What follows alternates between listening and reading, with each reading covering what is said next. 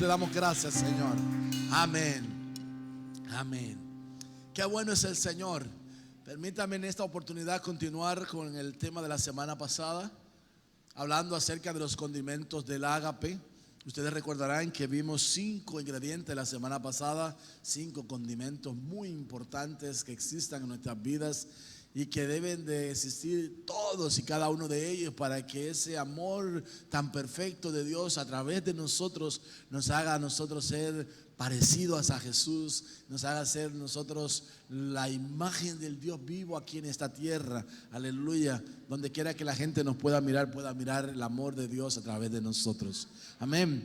Vimos la semana anterior que Dios, por su gracia y su misericordia, envió a su Hijo, ¿verdad? Y nos dio a su Hijo amado porque nos amó simplemente. Y ese amor es el ágape de Dios. Sí, el amor desinteresado, el amor que se da, el amor que no espera nada a cambio. Amén. Y de esa manera nos amó Dios cuando éramos sus enemigos. Vamos a la Biblia, por favor, y vamos a la primera carta a los Corintios, capítulo 13, versos del 5 al 6. La Escritura dice que el amor de Dios no hace nada indebido, no busca lo suyo, no se irrita, no guarda rencor, no se goza de la injusticia, mas se goza de la verdad.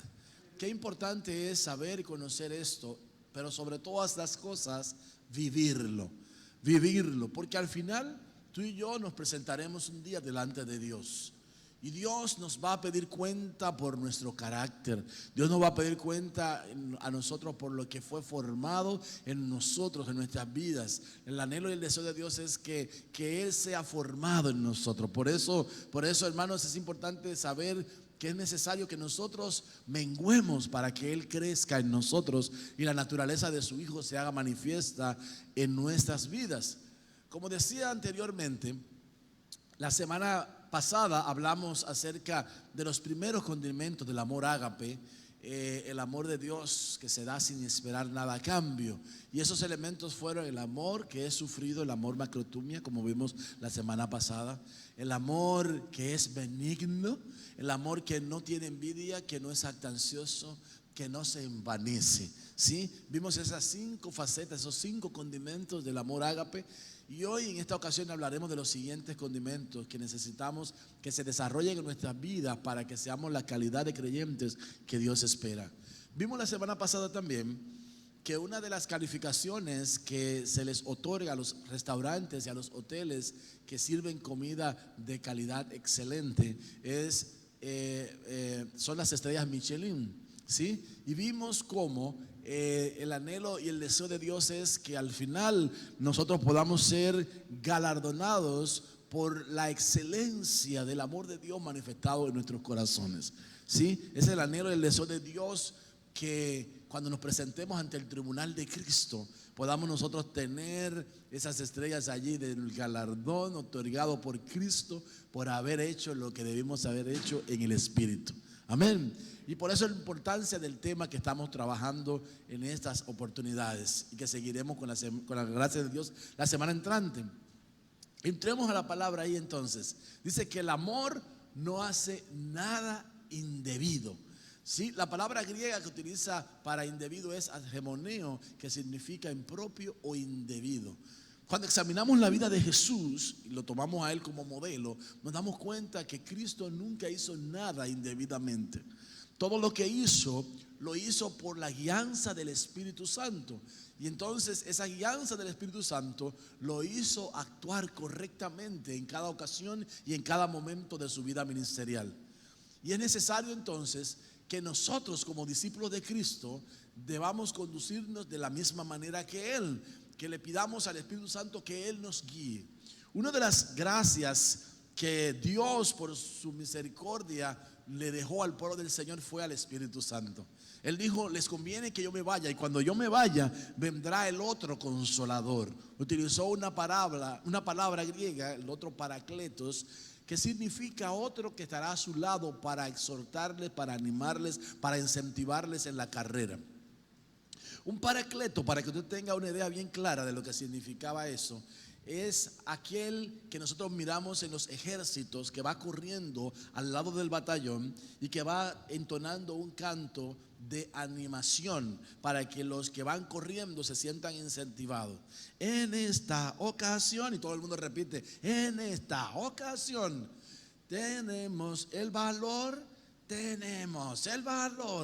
para poder enfrentar, y todo el mundo repite, ¿verdad? Para poder enfrentar al enemigo nuestro,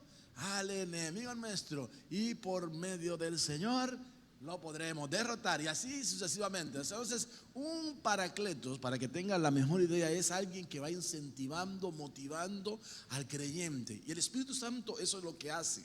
Él nos incentiva cada día a seguir hacia adelante. Él nos motiva para que sigamos hacia la meta, hacia el premio del supremo llamamiento de Dios en Cristo Jesús. Amén. Entonces, pidámosle al Señor que en esta hora especial de nuestras vidas nos llene del Espíritu Santo.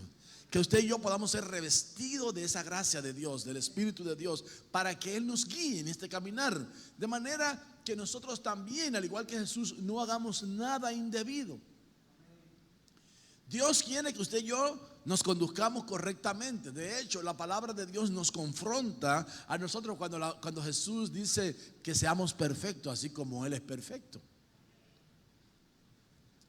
La idea de la palabra perfección es que Dios anhela y desea que usted y yo alcancemos madurez, que dejemos de ser niños espirituales y alcancemos la madurez que Él desea y anhela para usted y para mí, para que cada tiempo, en cada momento, en cada circunstancia, en cada situación, usted y yo nos conduzcamos de manera debida, como debemos de conducirnos. Amén. ¿Cuántos están entendiendo esto? Si no tenemos entonces amor ágape, estaremos haciendo las cosas de manera indebida, de manera impropia. Amén. Y Dios no quiere que nos conduzcamos de esa forma. Entonces el amor ágape no busca lo suyo. No busca lo suyo. Qué triste es mirar a muchos cristianos que se alejan de la grey de Dios, que se apartan del pueblo de Dios porque andaban buscando el reconocimiento de los demás, andaban buscando el aplauso de los hombres.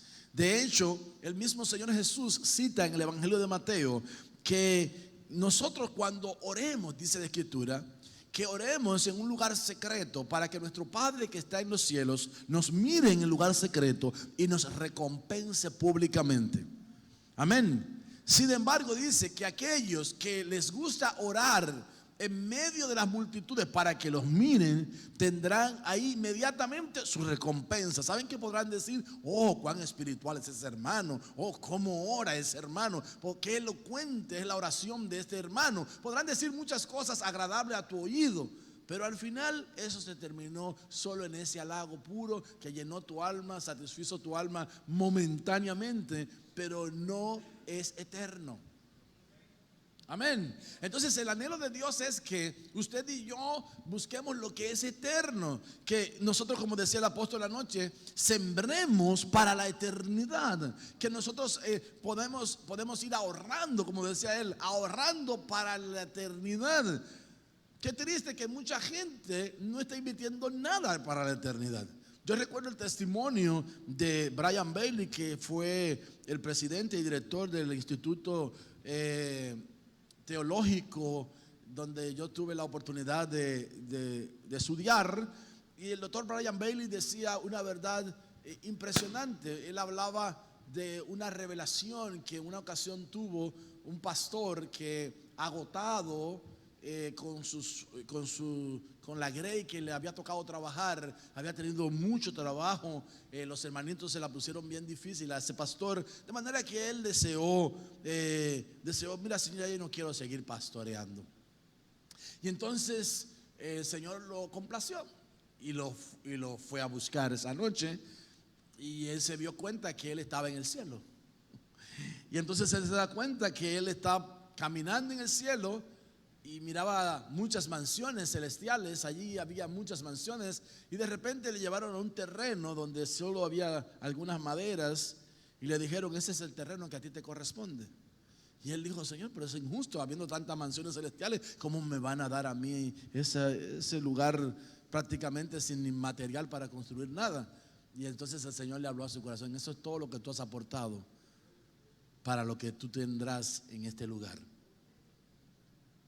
Entonces él le clamó a Dios y le dijo: Señor, yo no quiero venir todavía mi hora no se ha cumplido, todavía yo no he hecho lo que tú me enviaste a hacer en la tierra, por favor dame una oportunidad.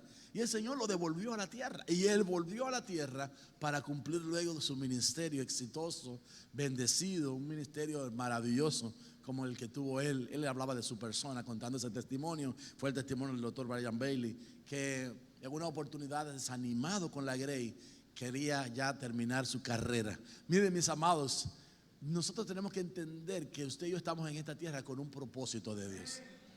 Y debemos de velar, preguntarle a Dios: Señor, ¿cuál es el propósito? Enséñame, muéstrame. Porque yo no vengo a hacer lo que yo quiero. Yo no busco lo mío propio. Yo quiero hacer lo que tú quieres que yo haga. Amén. Y eso debe ser nuestro sentir. La palabra griega para buscar lo suyo es keatú, y significa propia cuenta, propia opinión o suyo. Si tomamos a Jesús como modelo, nos daremos cuenta en Juan 7:17 que el que quiera hacer la voluntad de Dios, y está hablando Jesús. ¿Cuántos quieren hacer la voluntad de Dios aquí? Dice: conocerás si la doctrina es de Dios o si yo hablo por mi propia cuenta. Jesús estaba siendo muy atacado en un momento determinado, y entonces le decían que él hablaba por el diablo. Le decían: todo lo que tú haces por el diablo, le decían, es por mano de Belcebú. Y entonces él le da esta respuesta a esta gente. Le dice: el que quiera hacer la voluntad de Dios conocerá si la doctrina es de Dios o si yo hablo por mi propia cuenta. Y luego en el verso 18 dice: el que habla por su propia cuenta, su propia gloria busca, pero el que busca la gloria del que le envió, este es verdadero y no hay en él injusticia. Entonces note, el anhelo y el deseo de Dios es que nosotros, al igual que Jesús, hagamos la voluntad de Dios. Pero note, la Biblia nos está mostrando aquí un detalle: que no actuemos por nuestra propia cuenta. Ni aun Jesús, que era Dios mismo en la tierra, actuaba de su propia cuenta. Todo lo que él hacía, lo hacía por el impulso del Espíritu Santo. Por eso vemos nosotros en Juan 12:49: porque yo no he hablado por mi propia cuenta. Está hablando Jesús. El Padre que me envió, Él me dio el mandamiento de lo que he de decir y de lo que he de hablar.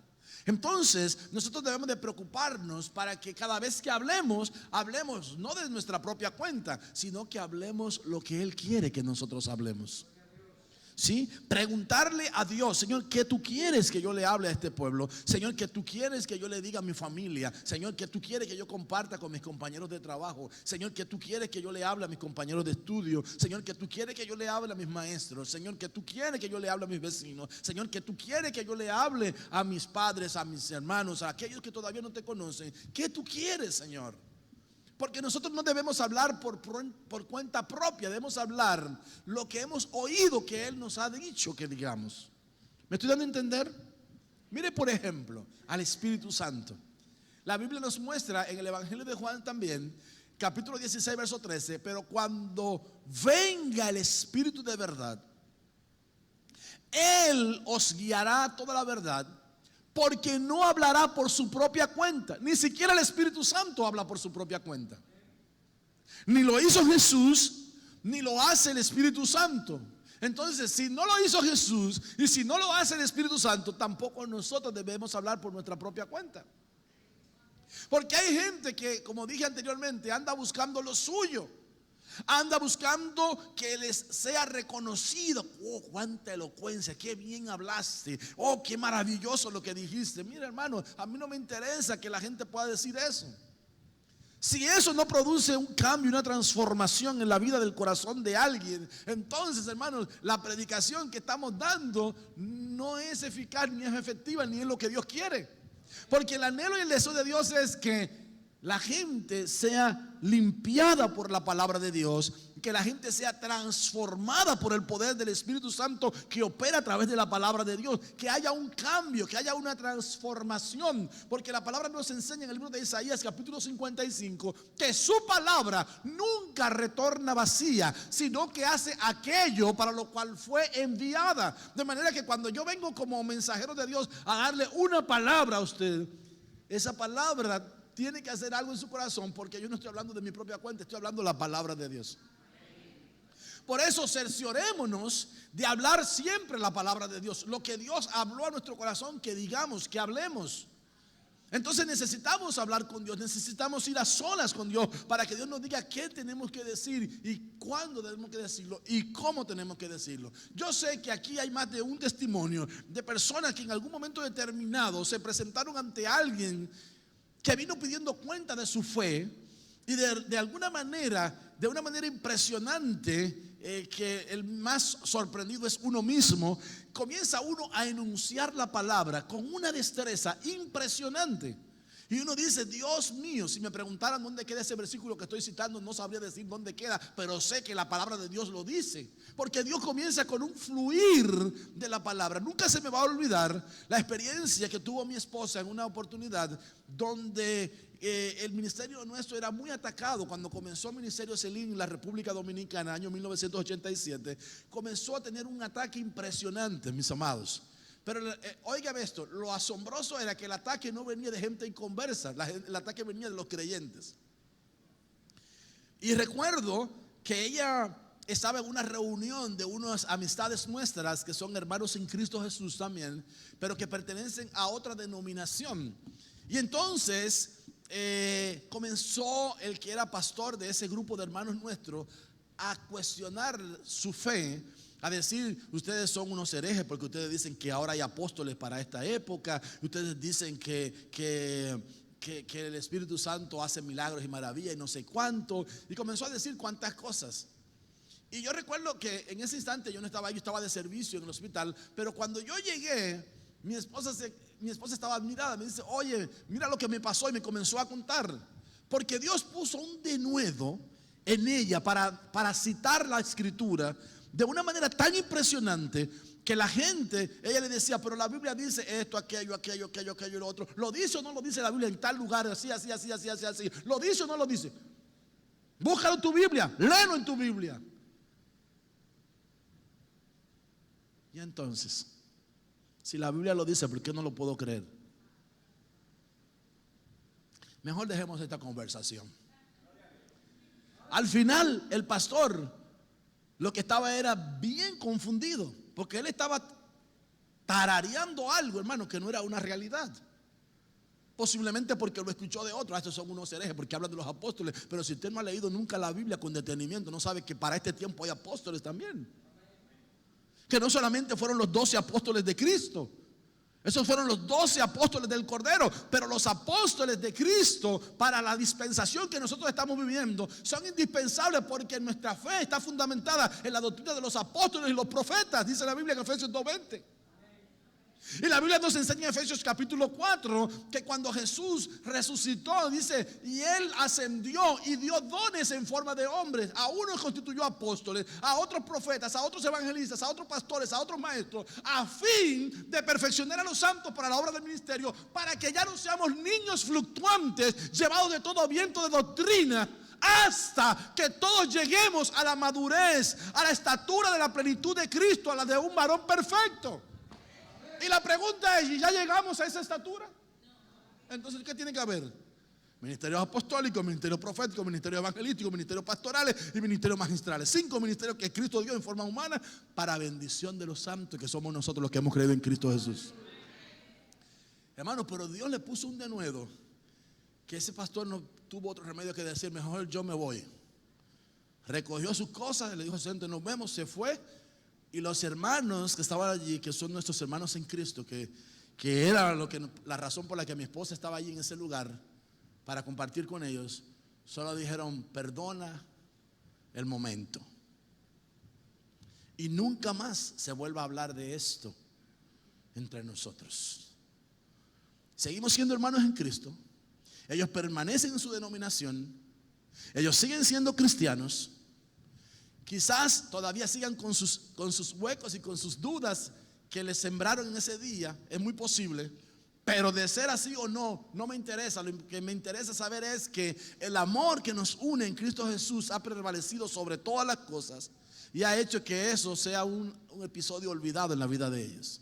Seguimos amándonos, seguimos mirándonos en oportunidades, seguimos teniendo conversación con ellos. Son nuestros hermanos en Cristo y no creemos que porque no crean los ministerios apostólicos no se van a salvar, porque uno no se salva por creer en el ministerio apostólico. Uno se salva por creer en Jesucristo como único y suficiente Salvador.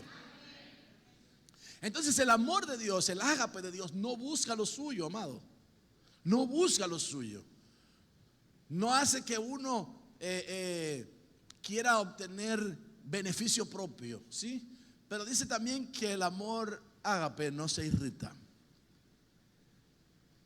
¿Cuántos se irritan aquí? Yo sé que usted y yo cogemos la cuerda a veces por muchas cosas.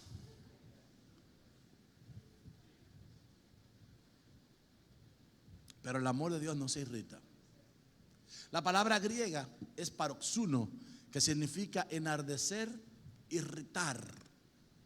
Yo quiero que ustedes miren la palabra en Proverbios 19:3. Dice: la insensatez del hombre o la locura del hombre tuerce su camino y luego contra Jehová se irrita su corazón. Aquí la palabra de Dios nos está diciendo que cuando ese ágape gobierna nuestros corazones, imposible es que se tuerza nuestro caminar, porque mucha gente, déjeme decirle, mucha gente ha torcido su caminar en la insensatez del hombre que hace locuras y luego se irrita contra Dios mismo.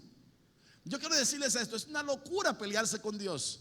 La Biblia dice que Jehová de los ejércitos nunca ha perdido ninguna batalla y jamás la perderá. De manera que si tú peleas contra Dios, tú sales derrotado. Tú nunca vas a poder vencer a Dios. De la única manera que logras vencerlo, y parecería una incongruencia lo que voy a decir ahora, es haciendo lo que Jacob hizo en una oportunidad. Se tiró al suelo a llorar y a suplicarle al Señor que le diera una bendición. De esa manera tú logras vencer a Dios. Tú logras que el Señor pueda cambiar lo que había quizás determinado en un momento preciso. Y dice: ay, hombre, este hijo mío, esta hija mía, de verdad cuánta necesidad tiene, ¿verdad? Ah, sí, pues yo está bien, mi hija, me convenciste, te bendigo.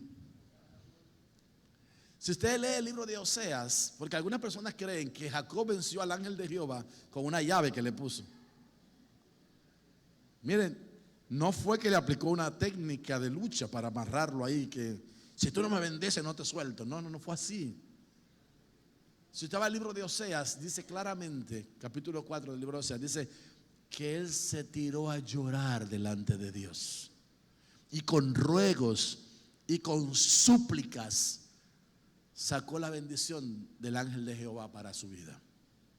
Así que el amor ágape no se irrita, no nos va a llevar a nosotros a pelearnos con Dios. Yo he escuchado, mire hermano, con mucha tristeza de mi corazón, yo he escuchado a gente decir: yo estoy peleada con Dios.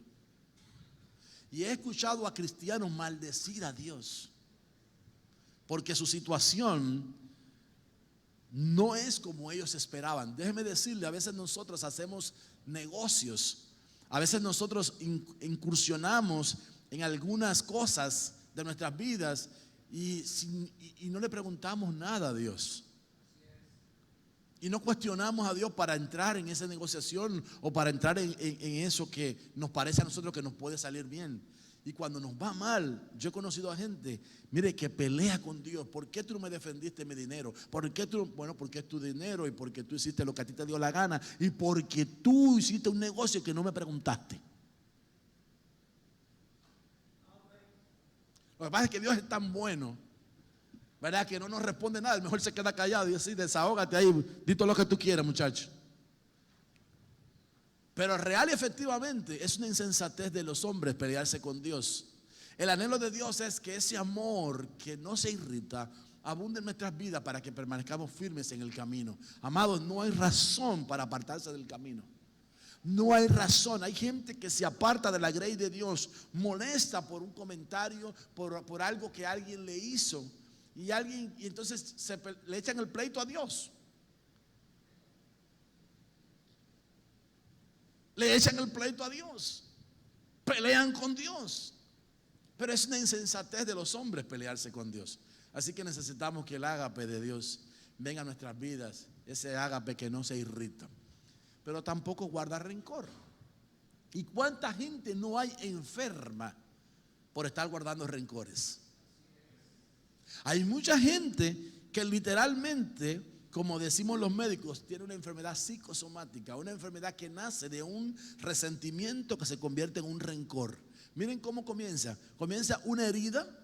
Esa herida no es sanada, y lo que pasa en lo físico sucede también en lo espiritual. Cuando usted se hace una herida físicamente hablando, si usted no la atiende de manera inmediata con un desinfectante, mire, aunque aparentemente al ojo humano usted no vea ninguna bacteria que hay por ahí alrededor, pero la piel tiene unas bacterias que se llaman estafilococos. Ellos moran, ellos viven en nuestra piel. Y si usted no la atiende, no toma un desinfectante para curarse, y la deja así solamente, o no toma agua y jabón y se lava bien la herida, ¿sí? Y no tiene el cuidado que debe de tener, esa herida se va a infectar.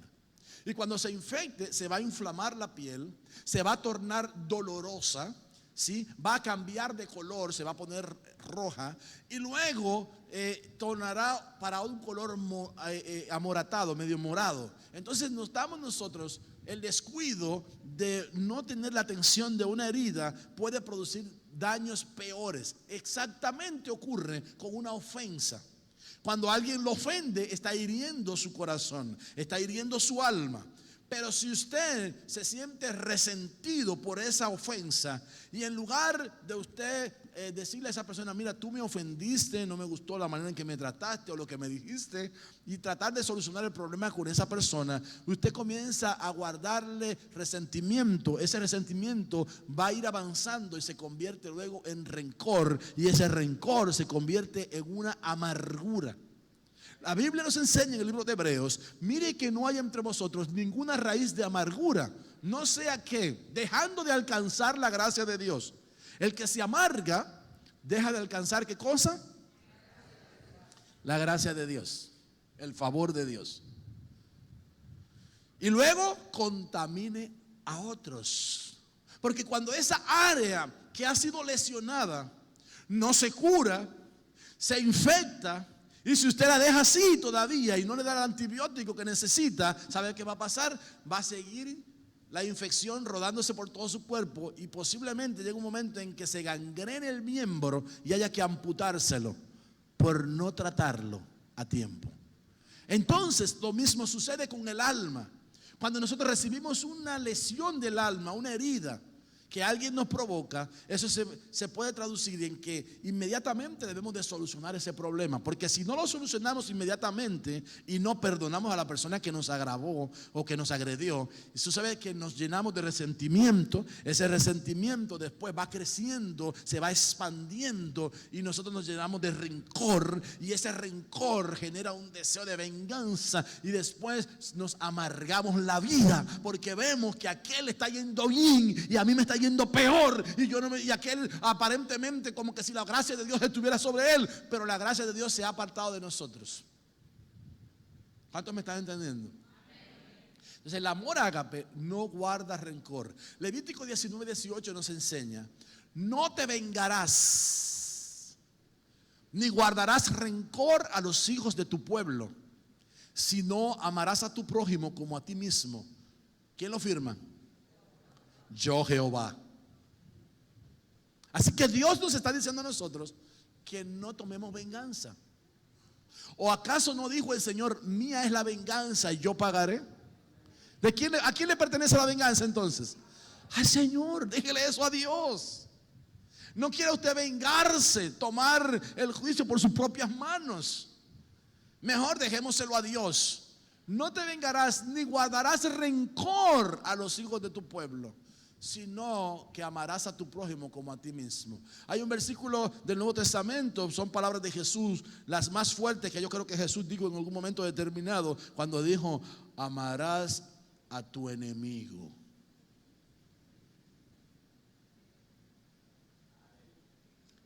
Pero como bien dijo el apóstol anoche, Dios no va a hacer algo que Él nunca haya hecho antes. ¿Y saben qué? Jesucristo nos amó a usted y a mí cuando éramos sus enemigos. Porque la Biblia explica que en Adán todos pecamos y todos fuimos destituidos de la gloria de Dios. De manera que pasamos a ser enemigos de Dios. Así que toda la humanidad que está sin Jesucristo es enemiga de Dios. Aunque se porte bien, aunque moralmente se conduzcan adecuadamente, aunque tengan una buena educación, aunque sean personas muy decentes, pero si no tienen a Cristo son enemigos de Dios y están muertos en sus delitos y pecados. Ahora, mire la bondad de Dios. De tal manera amó Dios al mundo que dio a su Hijo unigénito para que todo aquel que en Él cree no se pierda, sino que tenga vida eterna. Porque el Hijo del Hombre no vino a este mundo a condenar al mundo. Él vino a este mundo para que el mundo sea salvo a través de Él. Él vino a salvar, a buscar y a salvar lo que se había perdido. Amén. Entonces, notamos que la palabra nos incentiva a no vengarnos, porque eso le pertenece a Dios, ni a guardar rencor, porque si guardas rencor te vas a enfermar. Una de las razones por las que Dios no revoca el castigo a Esaú, ¿saben quién es Esaú, verdad? Esaú es el hermano gemelo de Jacob. ¿Se acuerdan, verdad que sí? Una de las razones por las que Dios no revoca el pecado de Esaú, el castigo a Esaú, es porque le guardó rencor a su hermano Jacob. Acuérdense que los edomitas eran la descendencia de Esaú. Y los edomitas se alegraron de la desgracia de Israel y de Judá. Nosotros vemos, por ejemplo, a un David intentando regresar, huyendo de Saúl y pasar por el territorio de los edomitas. ¿Saben lo que le dijeron? Por aquí tú no pasas. Le dijeron, por aquí tú no pasas. Y no lo dejaron pasar. Y tuvo que David darse la vuelta, corriendo el riesgo del enemigo que venía detrás de él, persiguiéndolo, poniendo su vida en riesgo y los suyos. Y está bien, tuvieron que desviarse. Pero si usted mira la Biblia en el libro de Ezequiel, capítulo 25, 12 y 13, dice: así ha dicho Jehová el Señor, por lo que hizo Edom, tomando venganza de la casa de Judá, pues delinquieron en extremo y se vengaron de ellos. Por tanto, así ha dicho Jehová el Señor: yo también extenderé mi mano sobre Edom y cortaré de ella hombres y bestias y la asolaré desde Temán hasta Dedán, caerán a espada.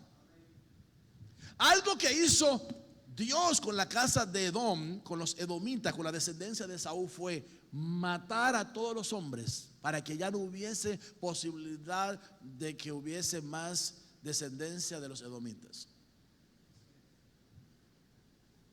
Los eliminó a todos. Y existe una ciudad que es la ciudad de Petra, que queda en Jordania, al este de Israel, hoy en día, que es una ciudad fantasma, es una ciudad abandonada, es una ciudad que no se puede reconstruir. Y eso quedó allí como un testimonio, una señal. Es la ciudad roja, es la ciudad de los edomitas.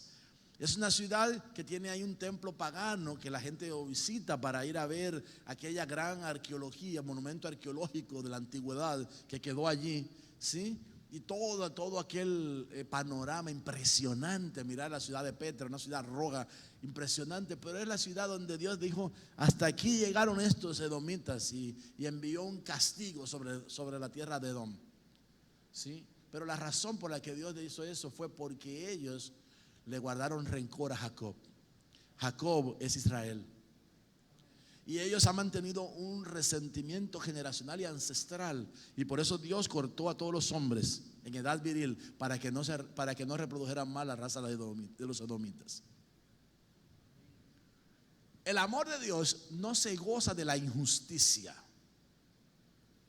La palabra griega es adikia y significa moralmente maldad, iniquidad, injusticia, maldad, malo, agravio. En el Salmo 92, verso 15 dice: para anunciar que Jehová mi fortaleza es recto y que en Él no hay injusticia. Si en nuestro Dios no hay injusticia, en los hijos de Dios no debe de existir la injusticia. Pero a veces nosotros nos gozamos con la injusticia. Yo le voy a poner un ejemplo que es muy simple, que lo vivimos muy frecuentemente y que usted se va a dar cuenta que en determinado momento nosotros podemos estar alegres con la injusticia.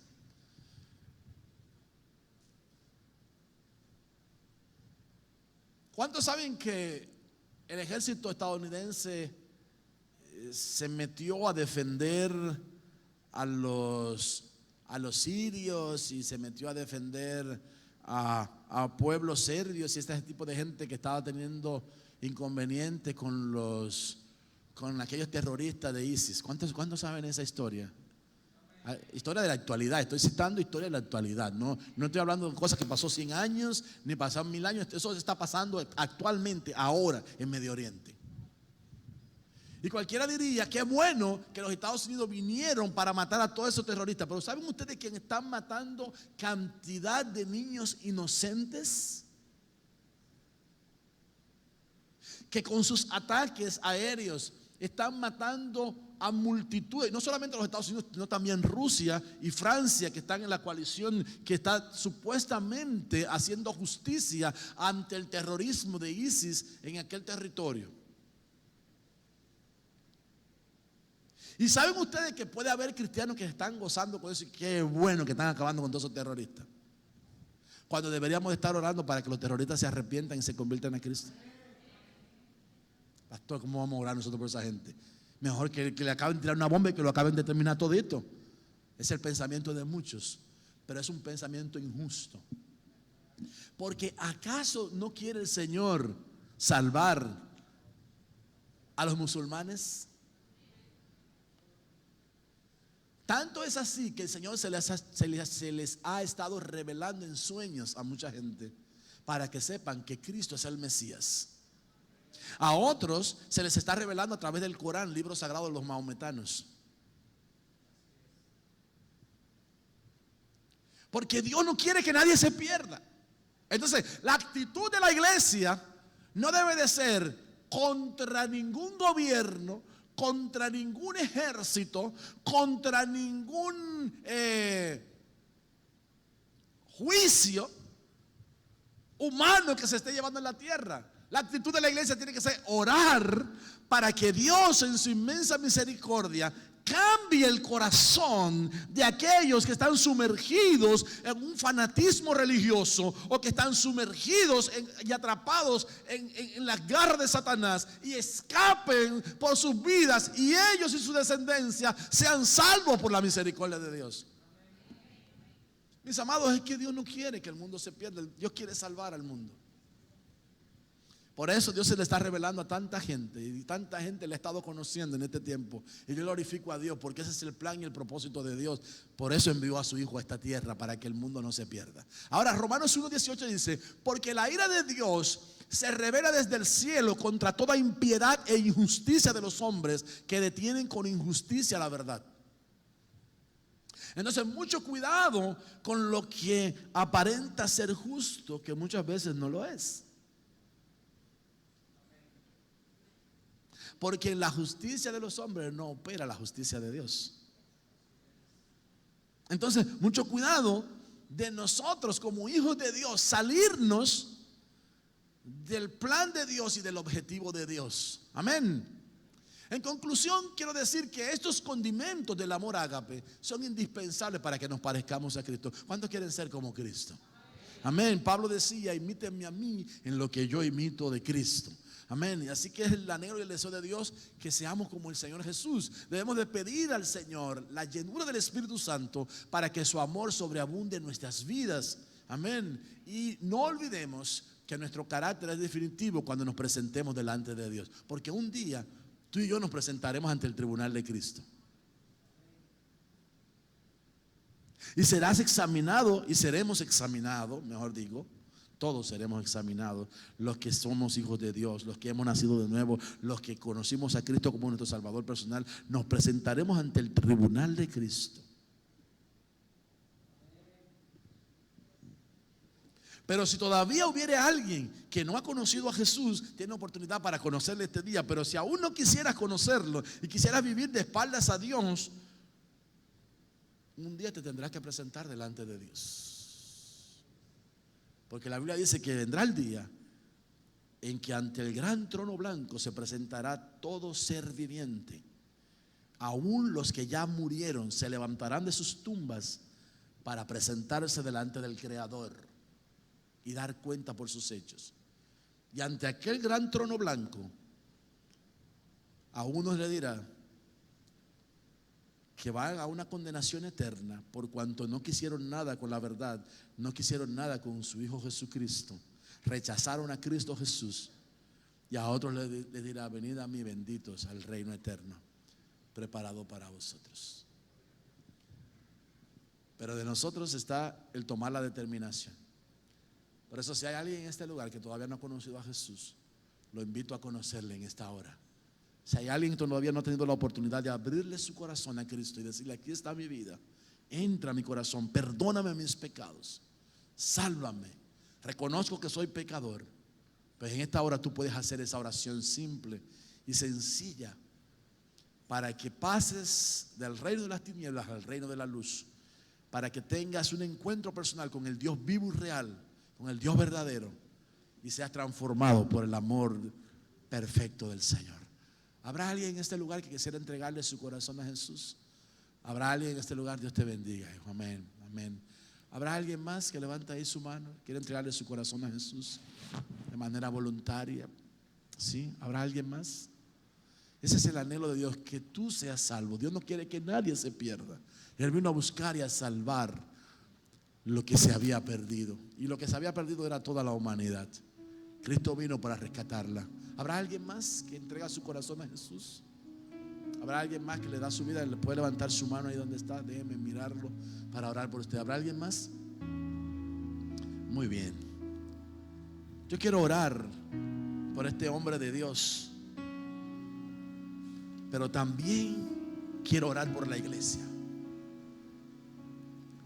Yo quiero pedirle, por favor, usted se ponga de pie. Voy a orar por usted dentro de un instante, pero voy a orar por este hombre que hoy toma esa determinación de entregarle tu corazón a Jesús. Padre, gracias porque tú lo amas. Gracias, Señor, porque tú perdonas todos sus pecados. Y gracias, Señor, porque a través de la sangre de Cristo tú limpias su corazón, tú limpias su alma. Señor, gracias por perdonarlo, por amarlo.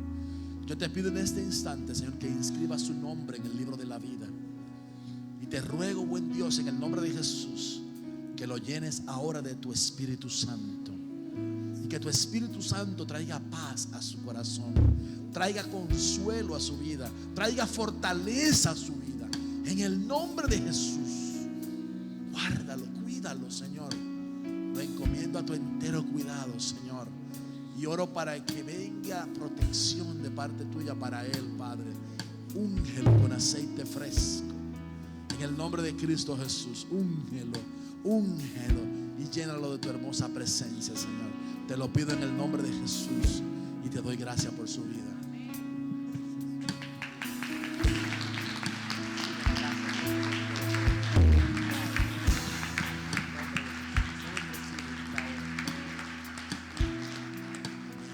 Aleluya. Levante sus manos ahí, por favor. Permítame orar por usted, para que el ágape de Dios manifestado en cada uno de esos condimentos que hemos estado mirando sea una realidad en su vida. Ese amor que no se irrita, que no guarda rencor, ese amor que no se envanece, ese amor que no hace nada indebido, ese amor que no se goza de la injusticia, mas se goza de la verdad. Yo te bendigo en el nombre de Jesús, para que ese amor inunde tu vida en el nombre de Cristo Jesús. Que a partir de hoy te sean cambiados los ojos ante la injusticia. Que a partir de hoy ya no haya rencores en tu corazón. Que sea limpiado tu corazón de todo rencor, de toda amargura, de todo odio, de todo resentimiento, en el nombre de Jesús. Que la gracia del Todopoderoso se derrame sobre tu vida y que ese ingrediente maravilloso, el amor ágape de Dios, el amor de Dios, te permita cubrir multitud de faltas, te permita mirar como Jesús mira al necesitado, te permita tener una visión como la de Cristo para aquel que se pierde en sus delitos y pecados. Te bendigo en el nombre de Jesús, que ese impulso impulso de su amor te lleve a hablar no de tu propia cuenta, pero sí impulsado por el amor de Dios. Hable la palabra, que corra como un río a través de tus labios, para que laves el terreno más sucio, el corazón más sucio que puedas tener al frente, a través de la palabra viva y eficaz. Señor, glorifícate en la vida de tu pueblo. Llena a tu pueblo de tu espíritu. Guíanos, guíanos, guíanos a toda verdad, Señor. Y gracias por amarnos, Señor. Muchas gracias en el nombre de Jesús. Aleluya, gracias, Dios. Cristo, yo te amo. Aleluya. Gracias, Jesús. Cristo, yo te amo.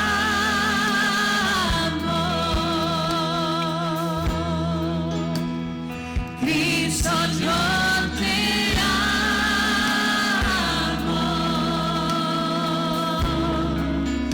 No hay nadie como tú.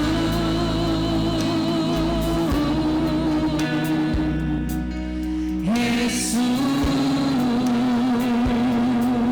Cristo, yo te amo. Aleluya. Cristo, yo te amo.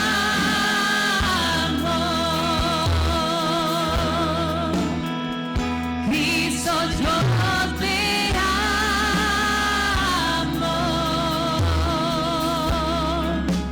No hay nadie como tú.